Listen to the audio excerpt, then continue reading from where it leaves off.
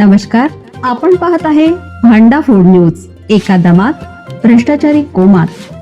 Social media, कर्जबाजारी, गुन्हेगारी, सट्टेबाजी, चोरी, मटका, जुगार, दारू, सावकारशाही, न्यायाच्या प्रतीक्षेत प्रशासन. भांडा फूड न्यूज. एका दमात भ्रष्टाचारी कोमात. गोकुळच्या राजकारणात खळबळ. ऐन निवडणुकीत 427 दूध संस्थांवर कारवाई. सर्वपक्षीय नेत्यांना धक्का. गोकुळ दूध संघाच्या निवडणुकीच्या पार्श्वभूमीवर सर्वपक्षीय नेत्यांना धक्का बसला आहे. पुणे विभागीय दुग्ध निबंधक राजकुमार पाटील यांच्या आदेशाने गोकुळच्या राजकारण पुन्हा एकदा तापणार आहे.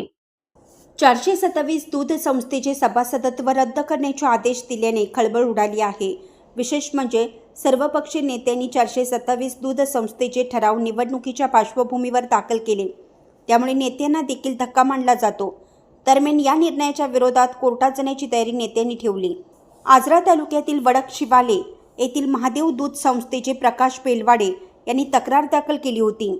कोल्हापूर दुग्ध निबंधक कार्यालयाकडून यावर कारवाई करण्यात आली होती.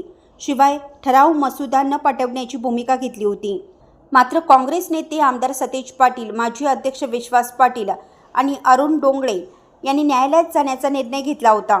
मात्र इशारा देताच दुग्ध निबंधक कार्यालयाकडून या संस्थांना ठराव मसुदा पाठवल्याची माहिती न्यायालयात देण्यात आली होती.